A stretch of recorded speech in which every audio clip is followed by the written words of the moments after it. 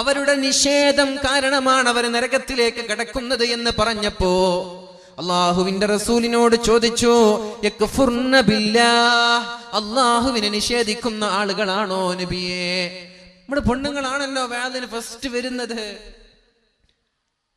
സാധേ ആണുങ്ങളില്ലെങ്കിൽ നിങ്ങൾ വിഷമിക്കേണ്ട, ഇഷ്ടംപോലെ പെണ്ണുങ്ങളുണ്ട് എന്നാണ് സംഘാടകർ പല സ്ഥലത്തും പറയാറ്. ഇവർ അള്ളാഹുവിനെ നിഷേധിക്കുമോ നബിയെ?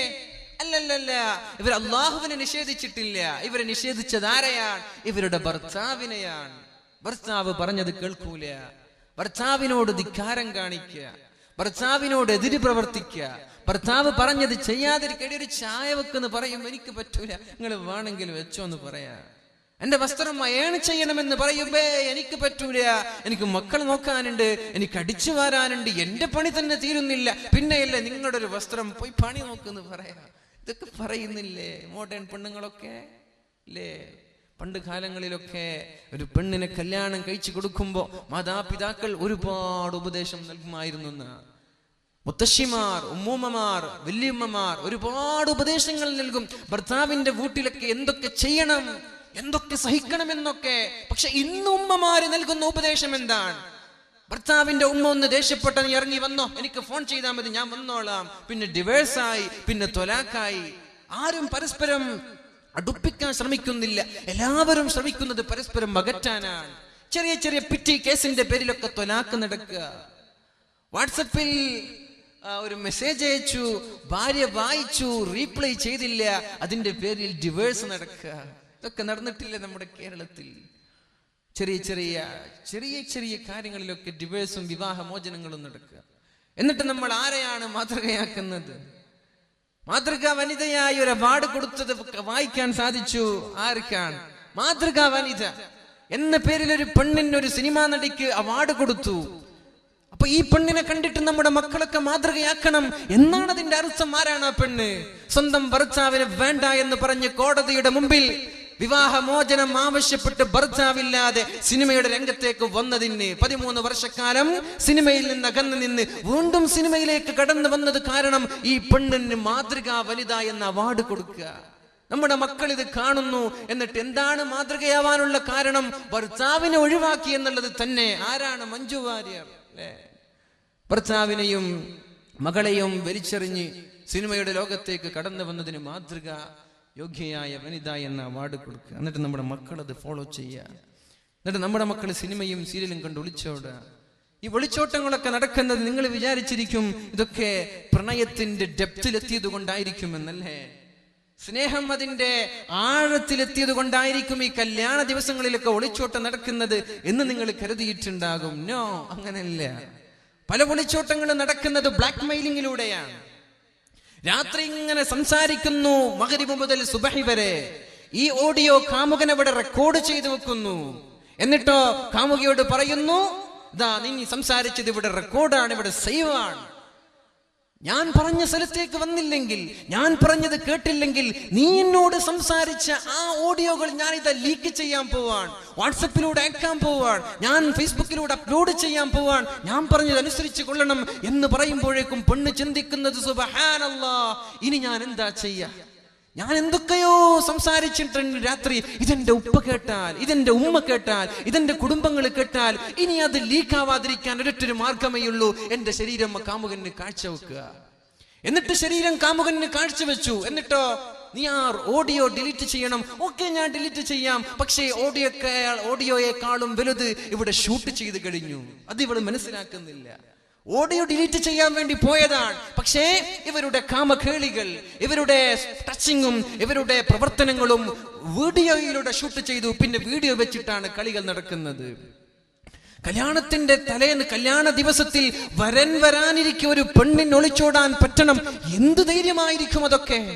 ഒരു ഉപ്പയെ വേണ്ട, ഉമ്മയെ വേണ്ട, ആയിരക്കണക്കിന് കുടുംബങ്ങളൊക്കെ തടിച്ചുകൂടി കല്യാണ മണ്ഡപത്തിൽ ബിരിയാണി ചോറിങ്ങനെ തയ്യാറായി കൊണ്ടിരിക്കെ 40 പവനോളം ആളുകളുടെ മുമ്പിൽ ബെഗ് ചെയ്ത് യാചിച്ച് സമാഹരിച്ചു കൊണ്ടുവന്ന സ്വർണത്തിന്റെ മാലകൾ ധരിച്ച് കല്യാണത്തിന്റെ വീടിൽ നിന്നൊരു പെണ്ണിറങ്ങി പോവണമെങ്കിൽ ഇതൊന്നും സ്നേഹത്തിന്റെ ഡെപ്താണെന്ന് പറഞ്ഞ് ഞങ്ങളത് വിശ്വസിക്കില്ല. ഈ പെണ്ണ് ഒളിച്ചോടണമെങ്കിൽ ഒന്നുകിൽ ഇങ്ങനെ ബ്ലാക്ക് മെയിലിംഗ് നടക്കണം, എന്റെ കൂടെ വരണം, ഇല്ലെങ്കിൽ നിന്റെ വീഡിയോ ഞാൻ ലീക്ക് ചെയ്യാൻ. പിന്നെ പെണ്ണെന്താ ചിന്തിക്കുക? ഞാൻ നിന്റെ വീഡിയോകൾ, നീ അയച്ചു തന്ന ഇമേജുകൾ ഇങ്ങനെയാണല്ലോ. പെണ്ണുങ്ങൾ പൊതുവെ നിഷ്കളങ്കരാണ്.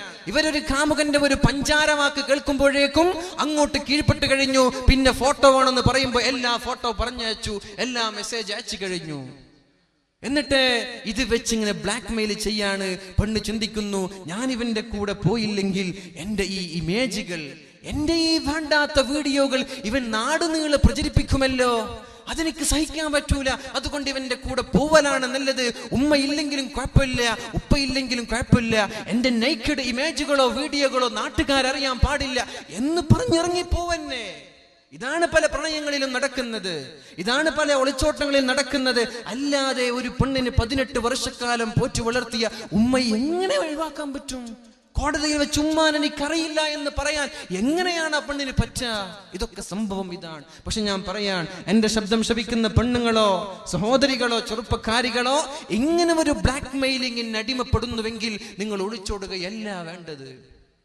നിങ്ങളുടെ ഏറ്റവും അടുത്ത ആളോട് പറയണം, തെറ്റുപറ്റി, സ്വാഭാവികമാണ്. എല്ലാ മനുഷ്യരും തെറ്റ് ചെയ്യുന്ന ആളുകളാണല്ലോ.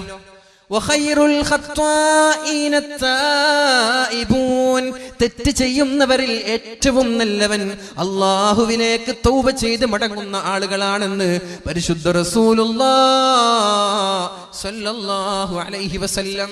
തെറ്റുപറ്റും മനുഷ്യ സഹജമാണ് അല്ലേ? ഹബീബിന്റെ വഫാത്തിന്റെ ശേഷം മഅസൂമിങ്ങളില്ല. നബിതങ്ങൾ ലോകത്തോട് വിട പറഞ്ഞു, അതോടുകൂടി മഅസൂമിങ്ങൾ അസ്തമിച്ചു. നബിതങ്ങളുടെ വഫാത്തിന്റെ ശേഷം സകലമായ ആളുകളും തെറ്റ് ചെയ്യുന്ന ആളുകളാണ്. പക്ഷേ തെറ്റ് ചെയ്യുമ്പോ അത് തെറ്റാണെന്ന് തിരിച്ചറിഞ്ഞ് തൗബ ചെയ്യണം. അവിടെയാണ് ഒരു പെണ്ണ്, അവിടെയാണ് ഒരു ആണ് വിജയിക്കുന്നത്. ഖൈറുൽ ഖത്വാഈൻ, തിന്മ ചെയ്യുന്ന ദോഷികളായ ആളുകളിൽ ഏറ്റവും നമ്പർ 1 ആളാരാ? അത്തായിബൂൻ, ഉടനെ തൗബ ചെയ്യുന്ന ആളുകൾ. അതുകൊണ്ട് പ്രണയത്തിന്റെ ആ ഒരു ആഴത്തിൽപ്പെട്ട് നിന്റെ ഇമേജുകളോ നിന്റെ വീഡിയോകളോ നീ അയക്കുകയോ പിടിക്കുകയോ ചെയ്തിട്ടുണ്ടെങ്കിൽ നീ അവന്റെ കൂടെ ഇറങ്ങിപ്പോവല്ല വേണ്ടത്. നിന്റെ ഏറ്റവും അടുത്ത ആളുകളോട് പറയും, എനിക്ക് തെറ്റുപറ്റി, ഇങ്ങനെയൊക്കെ ഇവിടെ സംഭവിക്കുന്നുണ്ട് എന്ന് പറഞ്ഞ് ഏതെങ്കിലും ഒരു പോലീസുകാരനുമായി നമ്മൾ കോണ്ടാക്ട് ചെയ്യുമ്പോൾ പിന്നെ ആ വീഡിയോ ലീക്കാവൂല. ഏറിപ്പോയാൽ നിന്റെ അടുത്ത ഉപ്പയോ നിന്റെ ആങ്ങളെയോ അറിയുമെന്നല്ലാതെ നാട്ടുകാരറിയൂല. അതുകൊണ്ട് ഇതാണ് അതിന്റെ പരിഹാരം. തെറ്റുവന്ന് പോയ ആളുകളോട് പറയാൻ, അല്ലാതെ പുതിയ പെണ്ണുങ്ങളോടും ഇങ്ങനെ ഒരു പ്രണയത്തിൽ പഠിക്കുന്ന ആളുകളോടൊക്കെ പറയാൻ, നിങ്ങളുടെ കാമുകന്റെ പഞ്ചാര വാക്കുകൾ കേട്ട് ഇമേജുകളോ ഓഡിയോകളോ സ്മൈലികളോ നിങ്ങൾ അയക്കരുത്. നിങ്ങൾക്കത് ഭീഷണിയാണ്. നിങ്ങളുടെ ശരീരം പോലും കുത്തിപ്പറിക്കാൻ അത് കാരണമാകും. അല്ലാഹു നമ്മൾക്ക് ബോധം നൽകട്ടെ. ഏതായാലും റസൂലുള്ളാഹി സ്വല്ലല്ലാഹു അലൈഹി വസല്ലം നമ്മോട് പഠിപ്പിക്കുന്നു, യക്ഫുർന ബില്ലാഹ്. നബിയേ, ഇവർ അല്ലാഹുവിനെ നിഷേധിക്കുന്ന ആളുകളാണോ? അല്ല. യക്ഫുർനൽ അശീർ, സ്വന്തം ഭർത്താക്കന്മാരെ നിഷേധിക്കുന്ന ആളുകളാണിവർ. എന്നിട്ട് പറഞ്ഞു, വയക്ഫുർനൽ ഇഹ്സാൻ, ഭർത്താവ് ചെയ്തു തന്ന നന്മയെ വരെ ചോദ്യം ചെയ്യുന്ന ആളുകളാണ് നമ്മുടെ പെണ്ണുങ്ങൾ. ഇത് നമ്മുടെ മക്കളിലോ നമ്മുടെ ഭാര്യയിലോ ഉണ്ടോ ഇല്ല എന്ന് ഓരോ ആളുകളും വിലയിരുത്തുക. ഭർത്താവിനെ നിഷേധിക്കുമെന്ന് പറഞ്ഞു. പിന്നെ പറയുന്നത് വയക്ഫുർനൽ ഇഹ്സാൻ, നന്മകളെ നിഷേധിക്കുന്ന ആളുകളാണ് പെണ്ണുങ്ങൾ. അതുകൊണ്ടാണ് ഇവർ നരകത്തിൽ കിടക്കുന്നത് എന്ന് റസൂലുള്ളാഹി സ്വല്ലല്ലാഹു അലൈഹി വസല്ലം. എന്നിട്ട് നബി തങ്ങൾ പറഞ്ഞു, ലൗ അഹ്സൻത ഇലാ ഇഹ്ദാഹുന്ന അദ്ദഹർ, നിങ്ങളുടെ ഭാര്യമാർക്ക് നിങ്ങൾ കാലങ്ങളോളം നന്മ ചെയ്താൽ, സുമ്മ റഅത് മിൻക ശൈആ, പിന്നെ ഏതെങ്കിലും ഒരു ദിവസം ഒരു നന്മ ചെയ്യാൻ നിങ്ങൾക്ക് കഴിയാതെ വന്നാൽ, ഖാലത്ത്, ആ പെണ്ണ് പറയുന്നത്, ഭാര്യ പറയുന്നത്, മാ റഅയ്തു മിൻക ഖൈറൻ ഖത്തു, ഇന്ന് വരെ എനിക്കൊരു ഉപകാരം ചെയ്തിട്ടില്ല എന്ന് പറയുന്ന ആളാണ് പെണ്ണുങ്ങൾ. ഇത് സംഭവിക്കാറില്ലേ? എല്ലാ പെരുന്നാളിനും വസ്ത്രം വാങ്ങിച്ചു കൊടുത്തു, എല്ലാ കല്യാണത്തിനും ഫംഗ്ഷനിനും വസ്ത്രം വാങ്ങിച്ചു കൊടുത്തു. ഒരു കല്യാണം വരുമ്പോ എന്തോ ഭർത്താവിന്റെ കയ്യിൽ പൈസയില്ല. ഭർത്താവ് പറഞ്ഞു, കുഴപ്പമില്ല, കഴിഞ്ഞ ആഴ്ച വാങ്ങിച്ചു തന്നതല്ലേ, അഡ്ജസ്റ്റ് ചെയ്യേ. അതാണ് നല്ല പെണ്ണ്. ഭർത്താവിനെ ദീനിയായ കാര്യങ്ങളിൽ സഹായിക്കുന്ന പെണ്ണാണ് ഏറ്റവും നല്ല പെണ്ണ്. അല്ലാത്ത പെണ്ണുങ്ങളൊക്കെ മോശക്കാരാണ്. അത് വേണം, ഇത് വേണം, സാരി വേണം, ചുരിദാർ വേണം, മോഡലുകൾ ഇറങ്ങുമ്പോഴൊക്കെ എനിക്കതൊക്കെ വേണമെന്ന് പറഞ്ഞ് വാശി പിടിക്കുന്ന പെണ്ണുങ്ങളുണ്ടല്ലോ, അവര് മോശക്കാരാണ്. അവരെ സഹിക്കാൻ പറ്റൂല. സ്വർഗത്തിലേക്ക് പോകുന്ന പെണ്ണാരാ?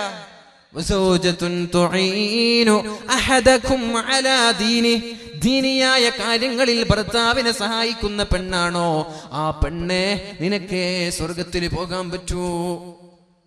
അല്ലാഹുവിന്റെ ഹബീബ് പറയാൻ, എല്ലാ കല്യാണങ്ങൾക്കും എല്ലാ പെരുന്നാളിനും വസ്ത്രം വാങ്ങിച്ചു കൊടുത്തു. ഏതോ ഒരു പെരുന്നാളിന് എന്തോ ഒരു തിരക്ക് മൂലം ഭാര്യയ്ക്കൊരു വസ്ത്രം വാങ്ങിച്ചു കൊടുക്കാൻ കഴിയാതിരുന്നപ്പോ ഭാര്യ പറഞ്ഞ വാക്ക്, എന്റെ കല്യാണം കഴിഞ്ഞത് മുതൽ ഇന്ന് വരെ എനിക്കൊരു ഉപകാരം നിങ്ങൾ ചെയ്തിട്ടില്ലല്ലോ. അങ്ങനെ പറയുന്ന ആളുകളാണ് പെണ്ണുങ്ങൾ. ഇതുകൊണ്ടാണ് ഇവര് നരകത്തിലേക്ക് കിടക്കുന്നത് എന്ന് ശഫീഉനാ റസൂലുള്ളാഹ്.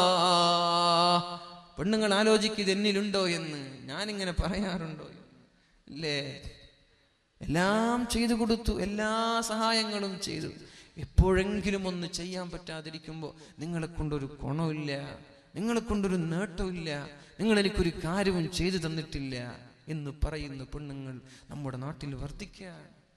ചെയ്യുന്ന നന്മകളെയൊക്കെ നിഷേധിക്കുകയാണ്. ഈ ഒരു നിഷേധം ഇവരെ നരകത്തിലേക്ക് കൊണ്ടുപോകുമെന്ന് റസൂലുള്ളാഹ്. അല്ലാഹു തആല നമ്മൾക്ക് ബോധം നൽകട്ടെ. സ്ത്രീകളോട് പറയാൻ, നിങ്ങളുടെ സ്വർഗം നിങ്ങളുടെ ഭർത്താവിന്റെ കയ്യിലാണ്. അയ്യുമംറഅത്തിൻ മാതത് വസൗജുഹാ അൻഹാ റാളിൻ. ഒരു പെണ്ണ് മരിച്ചുപോയി, ആ പെണ്ണിനെ ഭർത്താവിന് ഇഷ്ടമാണ്, ഭർത്താവിന് തൃപ്തിയാണ്. എന്നോടുള്ള ബാധ്യതകളൊക്കെ നല്ല രീതിയിൽ എന്റെ ഭാര്യ ചെയ്തു തന്നിട്ടുണ്ടല്ലോ എന്നൊരു ഭർത്താവിന് അഭിപ്രായമുണ്ടായിരിക്കെ ഏതെങ്കിലും ഒരു പെണ്ണ് മരിച്ചു പോയാൽ ദഖലത്തിൽ ജന്ന, അവൾ സ്വർഗത്തിലേക്കാണ് പോകുന്നത് എന്ന് റസൂലുള്ളാഹ്. ഒരു ഹദീസ് പറയുന്നുണ്ട്, അയ്യുമംറഅത്തിൻ സഅലത് സൗജഹ ത്വലാഖ്. ഏതെങ്കിലും ഒരു പെണ്ണ് ഭർത്താവിനോട് എന്നെ ഒന്ന് ത്വലാഖ് ചെല്ലണമെന്ന് പറഞ്ഞാൽ, എന്നെ ഒന്ന് ഡിവേഴ്സ് ചെയ്യണമെന്ന് പറഞ്ഞാൽ, എന്നെ ഒഴിവാക്ക്, എന്നെ കെട്ടാൻ എത്ര ആളുണ്ട് അല്ലേ, എന്നൊന്ന് ഒഴിവാക്കി തന്നേക്ക്, നിങ്ങളല്ലാതെ ആയിരക്കണക്കിന് ആളുകൾ എന്നെ കല്യാണം കഴിക്കാൻ ഇവിടെ ക്യൂ നിൽക്കുന്നുണ്ട്, എന്നെ ത്വലാഖ് ചെല്ലേ എന്ന് ഭർത്താവിനോടൊരു പെണ്ണ് ആവശ്യപ്പെട്ടാൽ ഹറാമുൻ അലൈഹാ റായിഹത്തുൽ ജന്ന, സ്വർഗ്ഗത്തിന്റെ വാസന അവൾക്ക് ഹറാമാണെന്ന് റസൂലുള്ളാഹ് സ്വല്ലല്ലാഹു അലൈഹി വസല്ലം. പെണ്ണേ, ദേഷ്യം വരുമ്പോ എന്തൊക്കെയോ പറഞ്ഞു പോവരുത്. ദേഷ്യം വരുമ്പോൾ എന്തൊക്കെയോ പറയാൻ പാടില്ല, കൺട്രോൾ ചെയ്യണം. ഭർത്താവിനോട് ത്വലാഖ് ചോദിക്കല്ല, ഭർത്താവിനോട് ത്വലാഖ് ചെല്ലാൻ ആവശ്യപ്പെടല്ല. അങ്ങനെ ഏതെങ്കിലും പെണ്ണ് ഭർത്താവിനോട് ത്വലാഖ് ചെല്ലാൻ ആവശ്യപ്പെട്ടാൽ ആ പെണ്ണിന് സ്വർഗം ഹറാമാണെന്ന് റസൂലുള്ളാഹ് സ്വല്ലല്ലാഹു അലൈഹി വസല്ലം. മഹാനായ അല്ലാഹുവിന്റെ ഹബീബ് ഇങ്ങനെ കരഞ്ഞുകൊണ്ടിരിക്കുകയാണ്. അപ്പോഴാണ് മഹദിയായ ഫാത്തിമ ബിൻതി മുഹമ്മദിൻ സ്വല്ലല്ലാഹു അലൈഹി വസല്ലം, നബിയുടെ കരളിന്റെ കഷ്ണമായ ഫാത്തിമ ബീവി അല്ലാഹുവിന്റെ റസൂലിന്റെ സന്നിധിയിലേക്ക് പോകുന്നത്. കൂടെ ഭർത്താവ് അലി തങ്ങളുമുണ്ട്. അപ്പോഴാണ് ഫാത്തിമ ബീവി ചോദിച്ചത്, ഫിദാക അബീ വ ഉമ്മി യാ റസൂലല്ലാഹ്, അല്ലാഹുവിന്റെ ഹബീബേ മല്ലദീ അബ്കാക്, എന്തിനാണ് കരയുന്നത്, എന്തിനാണ് നബിയെ ഇങ്ങനെ കരയുന്നത്? അല്ലാഹുവിന്റെ ഹബീബ് പൊട്ടി പൊട്ടി കരയാൻ, എന്തിനാണ് നബിയെ ഇങ്ങനെ കരയുന്നത് എന്ന് ചോദിക്കുമ്പോ റസൂലുള്ളാഹി സ്വല്ലല്ലാഹു അലൈഹി വസല്ലമ തങ്ങൾ പറഞ്ഞത്, യാ അലി, അലിയേ, ലൈലത ഉസ്രിയ ബി ഇലസ്സമാ, ആകാശലോകങ്ങളിൽ ഞാനൊരു പ്രയാണം നടത്തിയപ്പോൾ റഅയ്തു നിസാഅം മിൻ ഉമ്മതി, എന്റെ സമൂഹത്തിൽപ്പെട്ട സ്ത്രീകളെ എനിക്ക് കാണാൻ സാധിച്ചു. മിൻ ശിദ്ദത്തി അദാബിഹിന്ന, അവരനുഭവിക്കുന്ന ശിക്ഷകളുടെ, പീഡനങ്ങളുടെ, പ്രയാസങ്ങളുടെ ആ ഒരു ഗാംഭീര്യം കണ്ടപ്പോൾ എനിക്ക് വേദന തോന്നി അലി. അവരനുഭവിക്കുന്ന ശിക്ഷകൾ കണ്ടപ്പോൾ എനിക്ക് വിഷമം തോന്നി.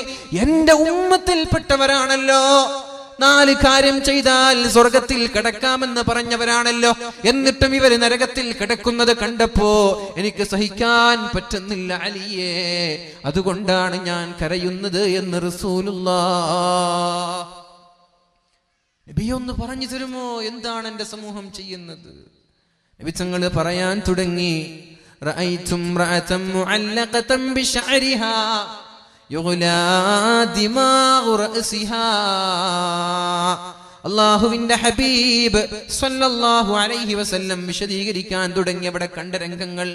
ഇത് കേൾക്കുമ്പോൾ പെണ്ണെ ഞങ്ങൾ ആലോചിക്കേണ്ടത് ഈ ഒരു സ്വഭാവം എന്നിലുണ്ടോ എന്നാണ്. അപ്പുറത്തേക്ക് കഴിച്ചുകൊണ്ടല്ല, അയൽവാസിക്ക് കഴിച്ചുകൊണ്ടല്ല, നമ്മളിലുണ്ടോ, എന്നിലുണ്ടോ എന്ന് നോക്ക്.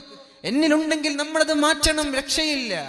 നമ്മൾ ചിന്തിക്കേണ്ടത് എന്താണ്? എന്റെ ഭാര്യയിൽ അതുണ്ടോ, എന്റെ മക്കളിൽ അതുണ്ടോ, എന്റെ പെങ്ങന്മാർ ഇത് ചെയ്യുന്നുണ്ടോ, എന്റെ മാതാപിതാക്കൾ ഇത് ചെയ്യുന്നുണ്ടോ?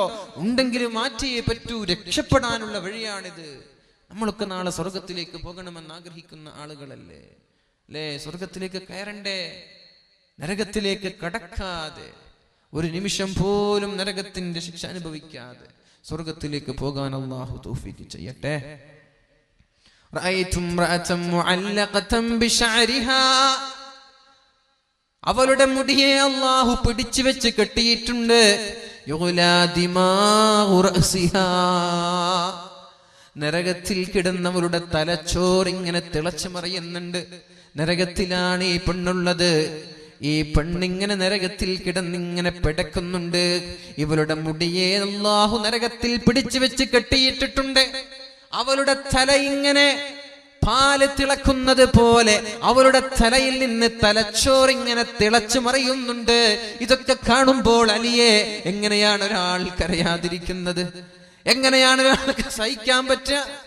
ഉമ്മത്തിന് വേണ്ടി ജീവിച്ച് ഉമ്മത്തിന് വേണ്ടി മരിച്ചു പോയ റസൂലുള്ളാഹ് അവസാനം മരിക്കുമ്പോൾ ഉമ്മത്തി, എന്റെ ഉമ്മത്തിന്റെ കാര്യം ഓർത്താണ് എനിക്ക് വിഷമമെന്ന് പറഞ്ഞ് മരിച്ചു പോയ റസൂലുള്ളാഹ്.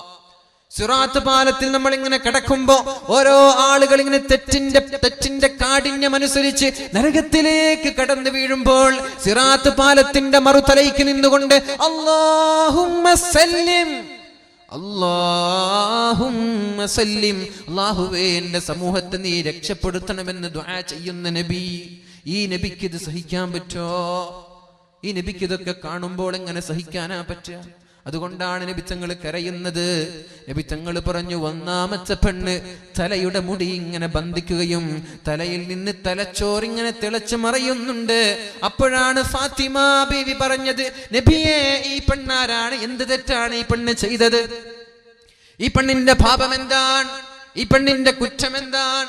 ഈ പെണ്ണിന്റെ ന്യൂനത എന്താണ് നബിയേ എന്ന് ചോദിക്കുമ്പോൾ അല്ലാഹുവിന്റെ റസൂല് പറഞ്ഞു, ഫഇന്നഹാ കാനത് ലാ തുഗത്തി ശഅറഹാ മിനർ റിജാൽ.